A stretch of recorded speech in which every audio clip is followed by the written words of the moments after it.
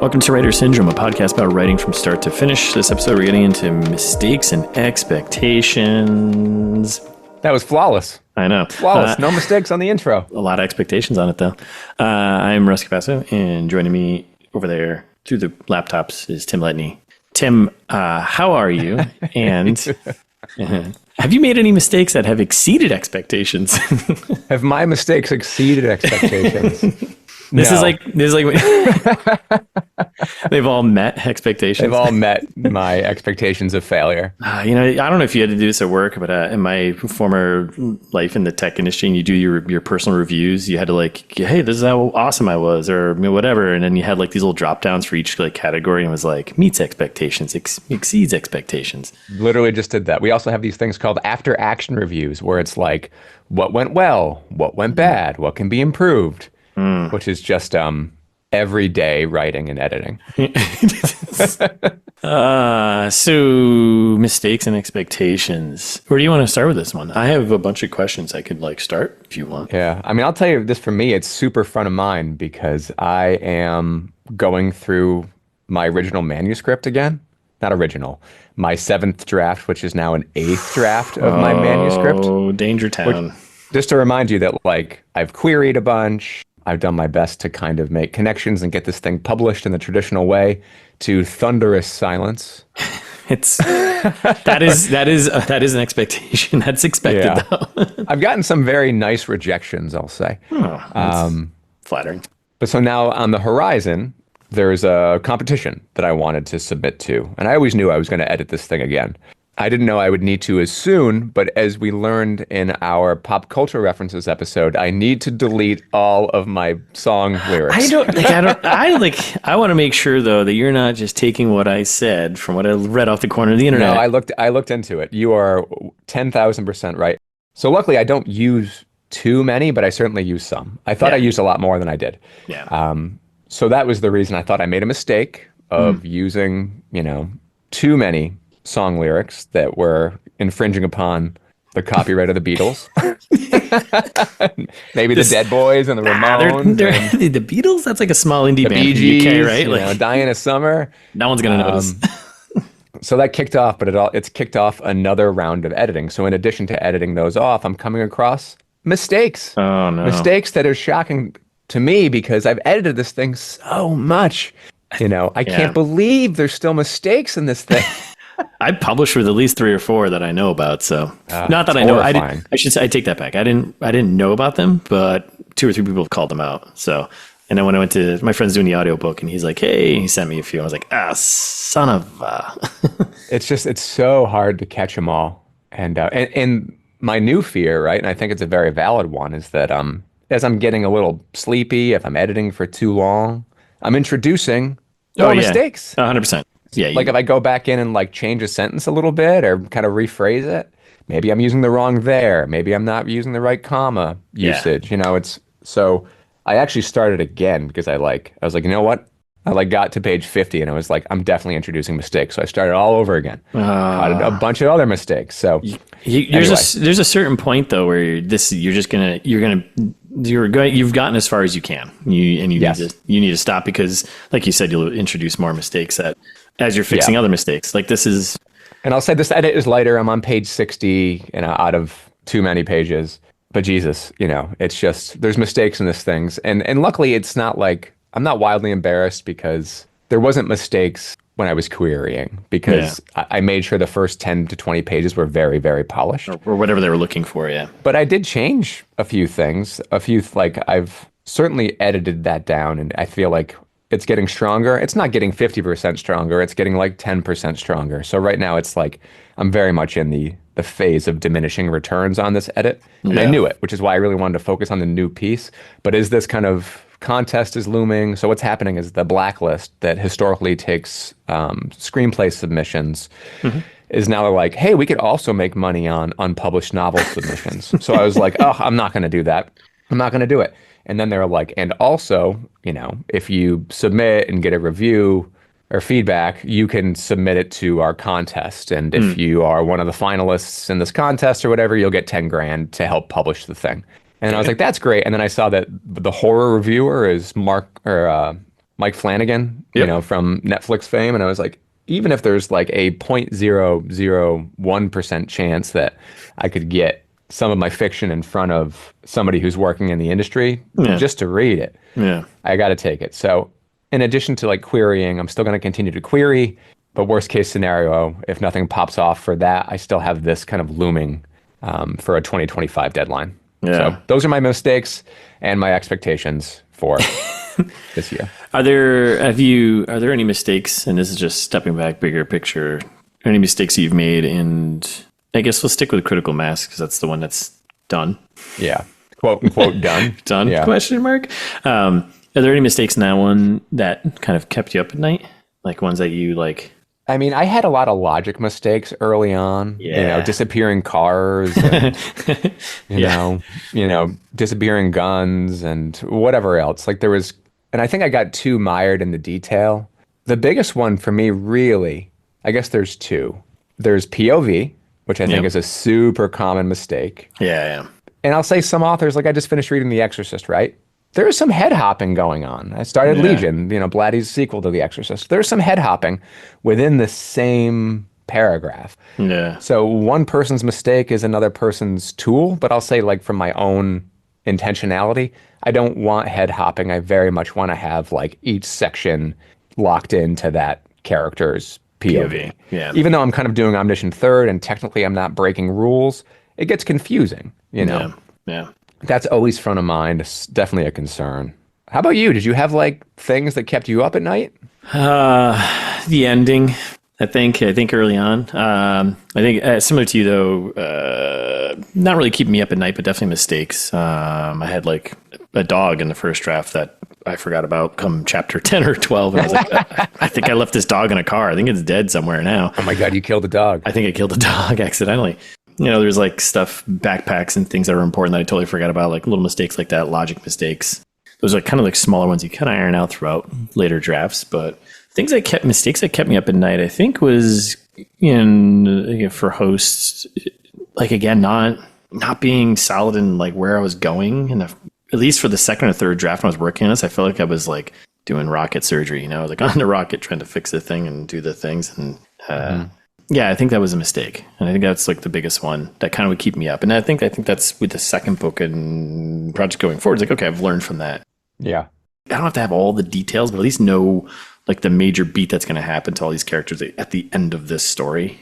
And making sure it's, clear and pays off whatever I set up in the opening chapter for the reader. Yeah. I think that's like a big mistake. It's interesting how like your kind of fears are content based, and that makes sense, right? Because you were wise enough to hire an editor and a proofreader. So you're not really worried about comma splices or using the wrong word. Yeah, I mean, it's, like you got I've a team kind of helping you out there. Yeah, kind of have to. So then I think early on I was worried about that stuff, but then realizing I was like, okay, we'll do the best that I can.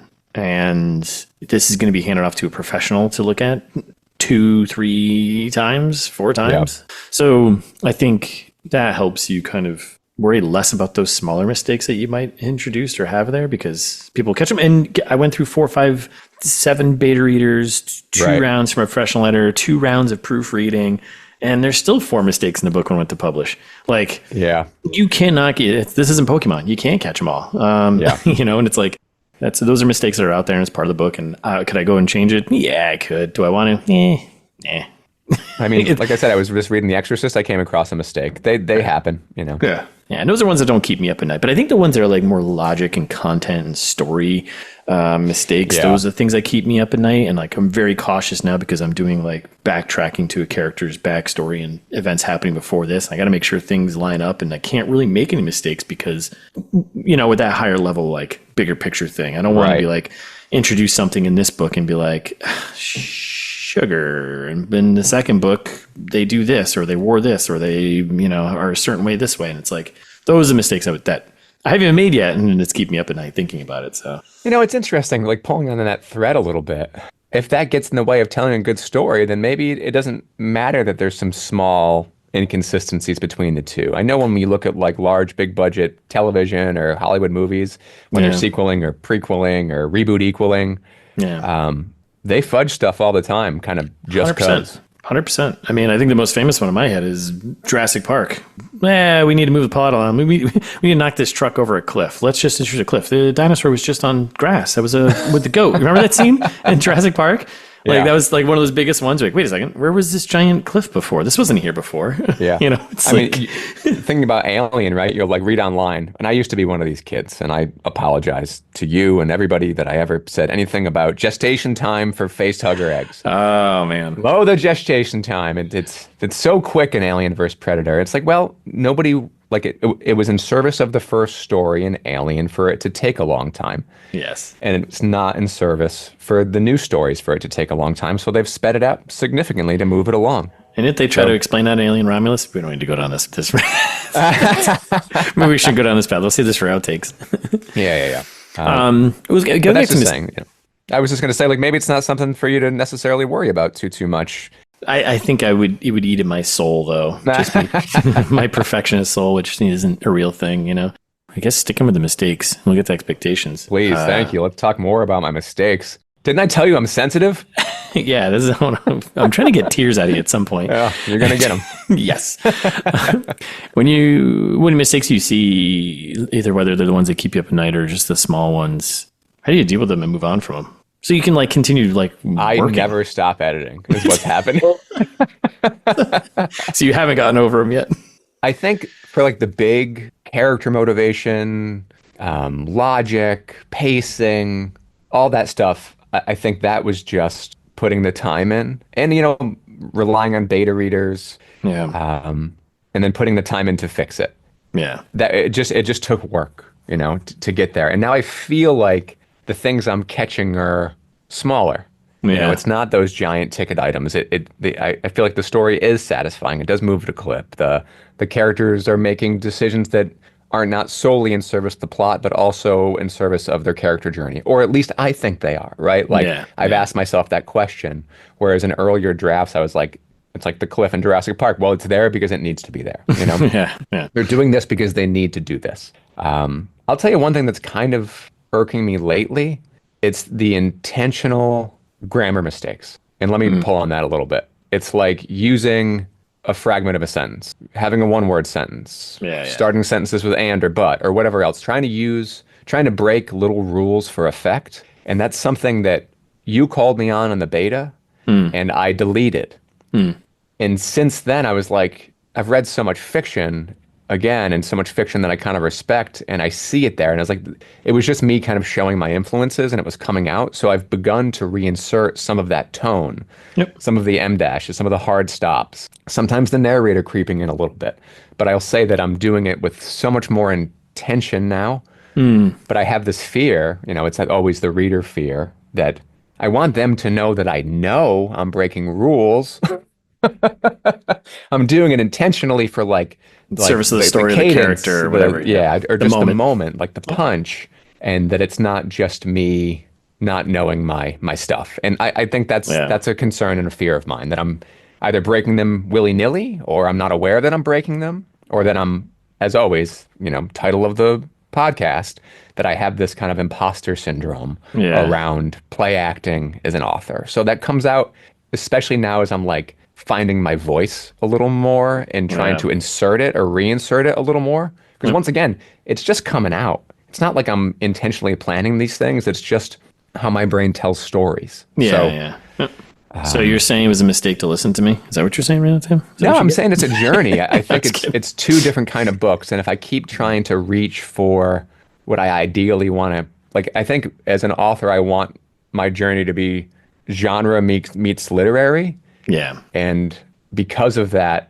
I think some of these tools and little quirks in writing can work, as long as it's not everywhere and on every page. Same thing with metaphors and similes. Don't compare everything to everything all the time. That was a huge mistake of mine. Everything was a metaphor, man. Yeah. Like this, like that, as if that. And it was just, I got great feedback from one of the beta readers is saying, you're making me look in so many different directions. You're taking me out of the story. And I was like, what a wonderful point, use it to intensify the story, or to, give a reader a shortcut, but don't keep using it, because you keep using all these food metaphors, they're going to put down your book and go get something to eat. Yeah. You can distract him from your book. Could really use some shrimp right now. Yeah, actually, that was going to be one of my kind of follow-up things to this was like mistakes you've made that have turned into like a positive or mistakes you have like clearly identified and learned from. I think I'm too close to it. Yeah. In a way, it feels like everything's a mistake. Maybe identifying the ones that are maybe blocking you from moving forward and like, how do I figure this out? Like, I know I made a ton of mistakes in this one and I'm trying to learn and apply that to this next round. It's like, we've talked about this in previous episodes where it's like you can read so much about someone else's experience of doing something, but then you're like, nah, I can still do it. And then you do it and you're like, mom was right. My biggest mistake was the first draft was in first person. Blah, blah, blah. And I had a dog and like his parents were alive and all this. It was like the first person POV was a huge mistake. And okay, let's go back to the drawing board. Why is this a mistake? And what do I need to do to change this? So yeah, I think identifying those mistakes and learning from them and being like, okay, how would I use this thing maybe in a different story, a better way? I wouldn't have learned as much, I think, if I didn't make that massive mistake and rewrite the entire thing. So expectations. Oh, ready. So let's do this. I'm gonna start with it's kind of a big generalized one, but what self-imposed expectations? I mean, there's kind of two expectations, right? You have the ones you're setting for yourself, and you have some external ones from friends, family, readers. Yeah. But let's start with this. Let's start with the self. Yeah. The ego. Let's start with the ego here. Yeah. Great. I'm gonna make you cry. You bet. I think you can identify or relate with this one is that I always have a completion goal that I'm not meeting. So like I expect to have a draft done by X date. I expect to write so many words, so many days, this month, right? And I think, and I was just telling this to my daughter because she was trying out for a play and you could kind of tell she wanted to go for the main role, but she didn't want to be perceived as the type of person who would try that hard or go for the goal. And I said, aim high. And if you land a little lower, fine. But if you aim low and you aim lower, so I think it's, personally speaking, I think it's okay to have high expectations as long as you don't cast yourself as like a failure. I think it's okay to shoot high and aim under. Then shoot low and not do anything. So like I wanted to have like this book that I'm editing again for an 8th time, completely done. And I either wanted it published traditionally by this time, or I wanted this moment in time right now in the fall to be the time when I was working on self-publishing it, getting it to a professional editor, looking into covers, looking for it to be done this year. Mm-hmm. I am not going to make that. I'm not going to make that. And I have this itch. I want it done.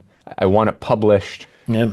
But with this kind of contest on the horizon, my timeline is completely elongated. Same thing with the other book. I have a goal this year, not 2025, but calendar year. By like the summer, I want to have a rough draft done with the book. Yeah. I still feel like that's super doable because it's so planned, it's so ready. I'm just kind of mired back in the old stuff again. So yeah, those are my goals. Those are my expectations. I'll say that I've had so many expectations through this whole process and I haven't met the ideal, but I continue to move forward. I continue to make connections, we continue to kind of work on, I don't know, this life as an author, and try to invest in it in a way, even though it's not exactly how I pictured. If you're not hitting those expectations setting for yourself, at least look back and say, well, I've made some progress towards them at least. I guess like looking at the positive side of not hitting the things that you've set for yourself as least best you can. Because I think there's a point of like where if you ruminate too much on the self-imposed expectations that you failed, you're just all that self-doubt's going to start creeping in and you're going to be like, just kind of pushing yourself away from doing anything. It's like, okay, just reset. It's a new day. What do I need to do? And I think if I had no expectations, I wouldn't have done anything. So I'd rather, once again, set them high, right, and keep pushing it forward than have low or zero. Have you reset them at all? Like, I feel like I've done similar things where I set my expectations pretty high based on, okay, what I've done previously. It's like, I know I can get a first draft done in 2.5 months. I've done it. So I set my expectations for that. Like, I can do this next one. I'll give myself 3 months, But if you set those high expectations, you don't hit it. Do you go and like readjust them at all? Like, and say, okay, I didn't exceed. I didn't meet. How do I think so. I think it just elongates, it just kind of gets kicked down. I think the expectation, the goal is still there. It's just not on the same timeline. But I do think, I had double expectations. Like, hopefully try to get it self-published or like traditionally published, knowing early on that it's a very small chance for that to happen. Yeah. And knowing that if it doesn't, that I have the agency to go ahead and self-publish. So it's just taking longer than I would have expected. And I always equate everything to running, but I've been running so much lately. So my 2 goals this year were, well, 3, but the 2 main ones: finish the new manuscript and run a marathon. I know I'm not going to get first place in the marathon. I'm barely going to finish the darn thing. But I followed the plan.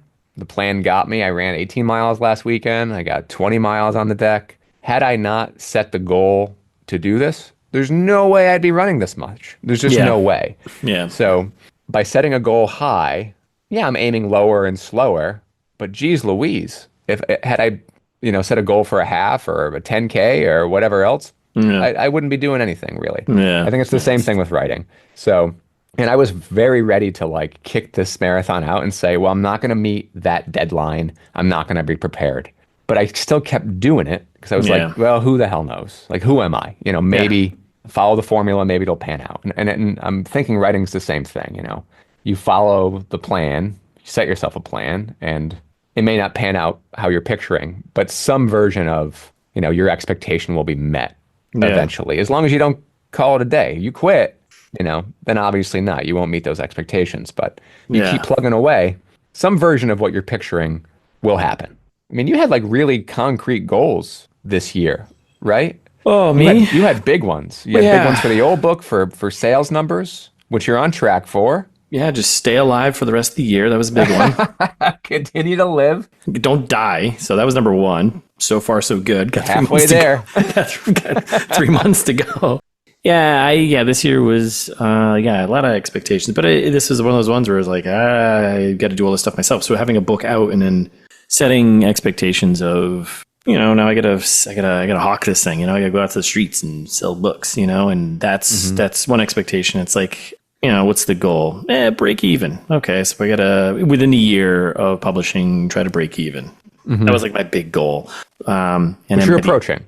Yeah. I crossed over 700 copies, I think, sold. So I'm like 400 copies away, I think about. I got double check ish, but within the first year, it's been a year and a month right now. So yeah, and I'm close to that goal. I hit like 75% of it basically, which I'll take that with very minimal push on my part. And that was on me. That was on me to like, I think if I had done just a little bit more, those maybe are some mistakes that I learned from. Like there's some things I could have pushed and would have sold a couple more copies, and that would have changed that whole goal, and I would have probably gotten it. I think that was a mistake on my part, which I'm going to learn from for the next one, is like getting ahead of. I could have gotten advanced review copies out much earlier. I could have pinged more, locations and done more appearances somewhere for more exposure. And I probably could have sold another 100 to 200 books by doing all that, which would have got me even closer to my goal.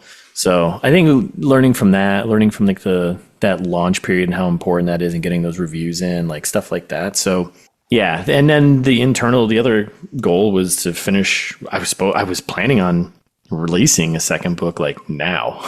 Releasing it now? Oh yeah. I wanted out this. Yeah, I was pushing to have it out this fall, and I'm halfway through a first draft. So that one is not getting met. Yeah. I failed that one. I'm going to go on a performance improvement plan, a little PIP plan here myself. So yeah, those were the big ones. Break even if that's doable, but like selling 1,000 copies of a book is kind of a stretch goal, even in, self-published. So, I kind of shortened it to be like, all right, we'll sell 500 and then over the next 2 years, try and break even. So kind of had to readjust those goals a bit, but that's fine. I'm okay with that. So people are reading it and people are reviewing it, which is cool. It's funny, pulling on the thread of like expectation that, it feels like when you have an expectation, it's like something that happens to you, not something that you are working towards? I mean, maybe that's why we're kind of using them synonymous with goals, because you very much are the reason why your book is selling, as well as it's selling right now. And yeah, I think in hindsight, you could have put more time into it, but I think you had that dual goal, that dual expectation to be selling and writing. So you wanted to get off the old train, off the old book, and start working on the new one, right? Yeah. Because you were kind of like turning the page and closing a chapter and opening another one. And I think maybe there's something there about having too many going at the same time. 100%. Yeah. And I think that's something I learned this year. And it was like, I had all this marketing plan and stuff I wanted to do. I wanted to do like this brewery and bookstore thing, which I want to do still. Just this year wasn't it for me. Yeah. I had all these ideas and things. And once I started digging into them, I was like, all right, is my effort into these things, is this going to be doable? So this is where I'm getting to the like long and short here. I'm getting into like reshaping and resetting expectations that I've set for myself, which are leading into goals. Like, yeah, I have an expectation that I've self-imposed that I can get these things done. I know what I can do, get them done. It didn't happen. That's okay. So I kind of reset my expectations for myself so I don't like totally clutter myself and, destroy my momentum. But yeah, I think the biggest expectation I had for myself was completing the next book in a year. And I think that's the one that kind of hurts the most, but I'm looking back at it as like, I need to be more consistent with my writing. I had the whole thing outlined. I've got it all, in pretty great shape. I know all the scenes I've got. I know where it's going to end. I know how it's going to end, Yeah. So it's like, I think that one hurts the most because I step back from all the other things for the first book because everything I'm reading and looking at, it's like, hey, your best marketing, your best tool for your first book is to write a second book. And it's like, well, then I should be focusing on that and getting better at writing. So when someone picks up my third book, they're like, oh, this is really good. And they go back and they're like, oh, this first book's not bad. But for your first book, let's turn this into product management. I know you have you have history and experience there. I do. Looking at Host, your first book. Yes. Success. Great success. Great success. From the moment you started writing to having a hard copy in your hand, how long did that take? End to end, 3 years. 3 years. So you expected your second book to take how long? About a year and a half. So like 50% improvement on speed and efficiency. I could have done it. I definitely learned so much from that first round, that first process. And I had this book like pretty well outlined in my head and started getting it down. It's just, but isn't that the squishiness of books, that it's not just a product, that it's like this artistic process that is a little unwieldy? Absolutely. 100%. That you can't necessarily put it on a timeline like you would a new iPhone or something. Yeah, I agree. But I'm not going to, you don't want to give yourself a break because you want to shoot high. Yeah. Land it's funny. I don't know why I was looking at Stephen King's on writing. I was going to say discography, his bookography, his book list there, and when they came out. And he basically releases a book pretty much every year, if not 2 or 3. Well, there's two things here. He was completely messed up on cocaine. So it's funny because someone said that. They're like, well, you're not on coke. I was like, yeah, but he's through 2024. He's written a book. I don't think he's maybe. Yeah, but now he's like Patterson, where he not disparage King because he's a very talented author, but he has a team of people who are doing research, who are around a table. 100%. I get all of that. But it's he is an industry unto himself, and that's okay. He's land somewhere between George R.R. Martin and Stephen King. I don't want and I agree. I don't want this like, oh, I'm the artist and this is it's my art craft thing to get in the way of what I expect of myself to be able to do. Yeah. And it's like, I've got ideas for like 7 or 8 books in my head. And it's like, I've got the next 2 pretty well outlined. I got the one right in front of me, ready to go. I just have to write it. And it's like, I don't want that to get in the way of me just writing. I don't want this to be like, oh, I need to let the art take its process and do its thing. It's bullshit. Right. Just right. And that's the art. And that's the job. And that's the thing. That's what I want to do. It's the enjoyment. And why am I not doing that? So I think that's the expectation I've like set for myself is, you even said, it's like, comes down to like even a smaller one. Every day I expect to write 2,000 words. I can do this. Yesterday I wrote 2,000 words in 2 hours. It's like, this is doable. Like, do it. Just to do it, Yeah. So I think there's a line. And I agree. Like, yes, the joke is like, yeah, he was on coke back then. Of course he's That's not a joke. That's the reality of the situation. But the joke is that he was on coke and I'm not. So like the joke is that he's on coke so he can write so much. Sure. There's other prolific writers though who are not on coke who are writing just as much. So that's true. But I think that there's a setup too, right? Like both of us are squeezing this artistic process into an already full life of things, of hobbies, of relationships, of family, of work, of just taking a minute. I think a lot of artists, broadly speaking, have a luxury to just focus on themselves most of the day. Yeah, yeah. And then when they take it, like even Stephen King, he's like, he has a very set routine, and then he'll go like watch baseball or something, making sure it's not dripping into family life too much. But he has the ability to have a consistent schedule because that's his whole life's built around it. I guess that's the difference. But Yeah. I don't know. But now, having published a book, I've definitely set different expectations. I'm gonna readjust them and be like, I don't. It's me pushing myself to say I can get a book done, and no doubt. And I knew that. I knew that going in. I was like, this is gonna be tight, but let me see if I can do it. Yeah. I can't. But maybe the next one, right? Maybe maybe the the next one. Yeah, maybe the next one. I'll learn something new about this whole process. Better. I've heard of this new thing called AI. Yeah. Turns out great books, I hear. I think it comes down to it, though, is if I want to do that, if I want to hit those expectations I'm setting for myself to continue to and get these stories I want to tell out, it's like, just write, just got to do it. That's it. Yeah. And if I do that, then it's like, then I can do these things, putting on myself. But I think the big thing is coming back to expectations. The whole thing is like not letting them kind of destroy your momentum so much. And I think resetting is really important. Even if you're halfway through and realizing, okay, in the first year, I'm not going to sell 1,000 copies. Okay, let's just hit 500. And that's fine. Still push to get 1,000. And then what can you do to maybe hit that and see if you can do it? That's kind of how I'm approaching for myself. I don't know if that's I'm not saying other people should do this, but. So if we're merging topics here. Yeah. Do you think that a potential pitfall, potential mistake would be setting, obviously I think we want to set high expectations, but achievable. And I think your goal, both of them, 1,000 copies this year, getting a book done, achievable. Yeah. But perhaps a potential mistake would be setting expectations that are so high that you miss so wide that they discourage you. Yes. Yeah. There's no doubt I agree. I agree with that one. Like I'm not going to have a New York Times bestselling book this year and, Jimmy Fallon's not going to interview me. That would be delusional. Yeah. Yes, those are delusional. Yes. Those are fun, high in the sky, put it on your vision board of something you want to have, but sure, but don't set that as the thing that you're going to get in the first year of the 3 months, right? And I think this year was a learning experience of what can I actually expect to do. And some things changed for me throughout this year that kind of got in the way of, and that's life. It's going to happen. I think we got it. I think it's everything. I think we nailed all the mistakes, all the expectations. Keep them in check. Reset them as you go. Set them high. Unless you're in a corporate environment, set them low and then exceed those. So there you go. Much different. Yeah. Is that it? I think that's all we got on that front. What are you? I'm gonna flip it on you. What are you reading? What are you watching? I'm still reading the same things I was before. I'm 100 pages away from finishing The Diamond Age by Neil Stephenson. It's very much coming together. I think you and I talked about Neil Stephenson and being intimidated by him. I'm so scared of him. He's so talented. Yeah, it really is. And I think the last episode, I was like, I don't know where it's going. I was probably halfway through, and I was like, this is really tough because he's got a story within a story kind of thing going on, where this device, this book is creating this world, and it's a fantasy. So it kind of there's a book within a book is like a fairy tale for kids, but it's kind of reflective of the real world of what's happening to this character. And it's it's a little slow. I was a little slow on getting through it, but I'm almost done with that. Probably finish it. Nice. I'm almost done with that setting and description book I'd started, but halfway through. Part of the Write Great Fiction series. Those are good.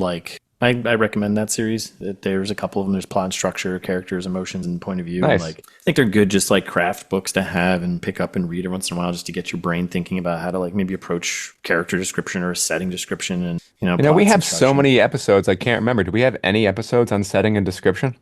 We do. Oh, we do. Yeah, I'm sure it's great. It's very memorable. So that's it for reading. Watching. I watched the original Beetlejuice because I think I want to go see the new one. Oh, nice. Yeah, and that's kind of it for watching. I haven't really watched anything else, and I'm still kind of playing through the Star Wars Jedi Survivor, which has been fun. Yeah. How about you? So I finished The Exorcist. Scary. It was great, mostly. It was 80% great. And it's actually scary. And I can't tell, right? I wish I had read the book before I'd seen the movie, but the movie is just so ingrained into, horror and horror culture that I can't tell if the book is necessarily as effective without having Frederican's visuals as a backdrop. But I still feel like it was. I will say, oddly, Act 2, fun and games, not fun.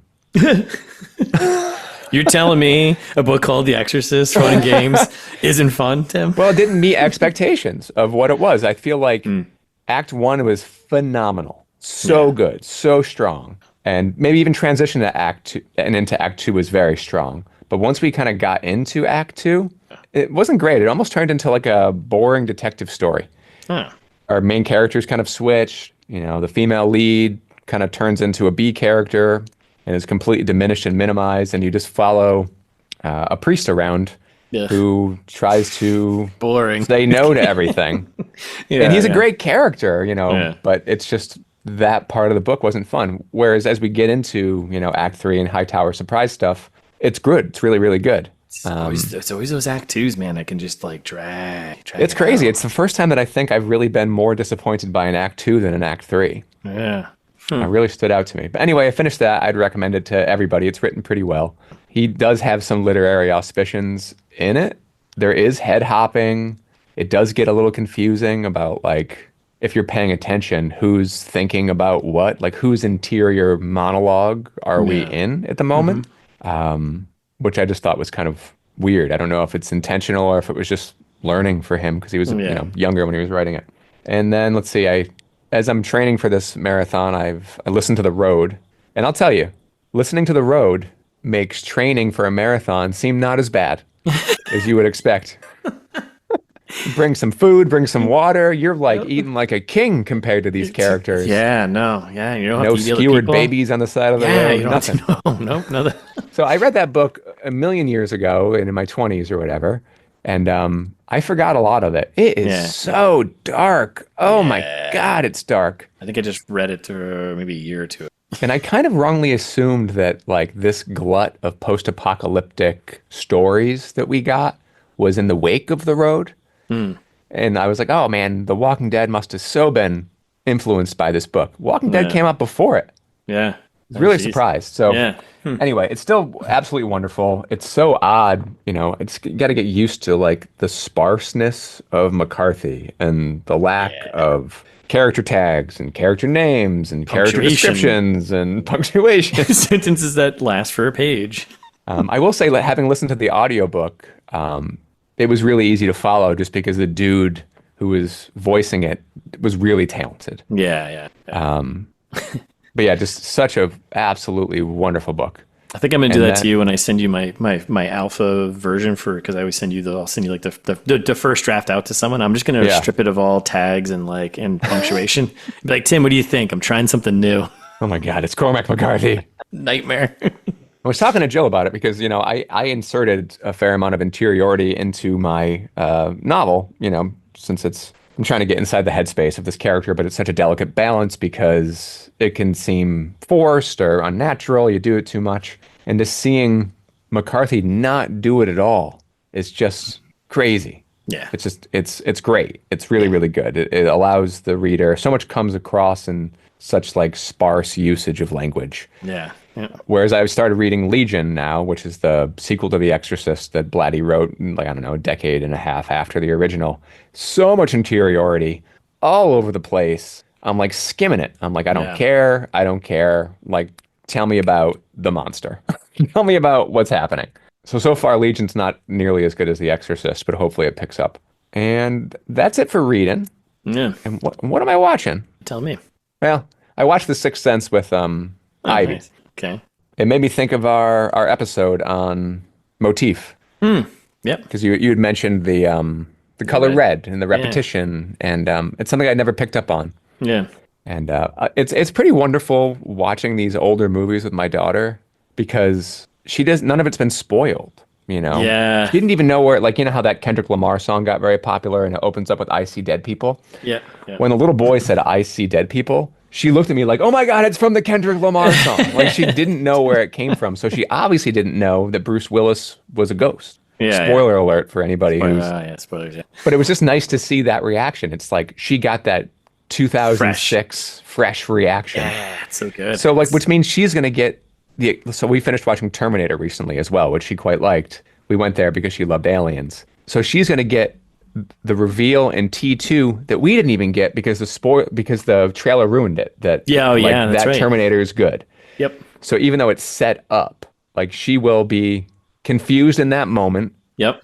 and then she'll get I don't know. It's just wonderful that marketing and like, online chatter, nobody's talking about this, so nobody's going to ruin it for her, He's So walking down the hallway with the box of roses with the shotgun box of inside of it, roses. heading towards John Connor, and you're like, oh, this is the end. The kid is cornered, right? And he drops the Yep. box of roses at the ground, and then cue Guns N' Roses, boom, boom, boom. Let's go. Yeah. But like, even before, obviously, as a kid, I knew he was good because there was just so much marketing around it. So, like, you can empathize with like, Sarah's reaction. Oh wait, is Sarah even? Yeah, doesn't she kind of like? She's in the insane asylum. Yeah. Oh, in the insane asylum, right. Not the mall alleyway. No. Anyway, I'm excited to watch that with her. It's very, very cool that she can actually have a more pure experience than I had with that movie. Yeah. So Cameron's so talented. That's it. That's it for me. That's it. All right. Well, that's our episode. No more mistakes. No more mistakes. Really high expectations. I'm not even gonna set any expectation. I'm just gonna let life happen. You're gonna go follow fish? I'm just gonna fish and friends, or I'm just gonna try and stay alive. Yeah, follow fish and friends. I'm just gonna grab my hacky sack and just roam the land. Grab your hacky sack, get a nitrous tank. Yeah, sell brownies. Yeah, get a bong and some tapestries. Get a bong. Start making your own clothes. Not to say that they don't have expectations. I'm just saying they're lower. Their expectations are what my character's expectation is in the beginning of the book. I'm going to have a really good night. Yeah. Yeah, I guess that's the tip. Yeah, if you see them with a bong and the tapestry, their expectations are low, but they're right where they need them to be. So that's our episode, tapestries and all. Thanks for listening. Join us next episode. We're going to get into talking about prologues. Because getting into the nuts and bolts. That's for next time. If you enjoyed the episode, share with a friend. Follow us wherever you listen to podcasts and give us a review or stars of whatever you can. Or 2. A review or 2 to let strangers know how much you enjoy this. And throw some stars on something too, I guess. 5 would be great. Tell us if we made some mistakes. Yeah, tell us if you expected more of us. Because that's not going to change. Because it's this is what, as good as we get. This is it. This is as high as we aimed, and this is where we are. So.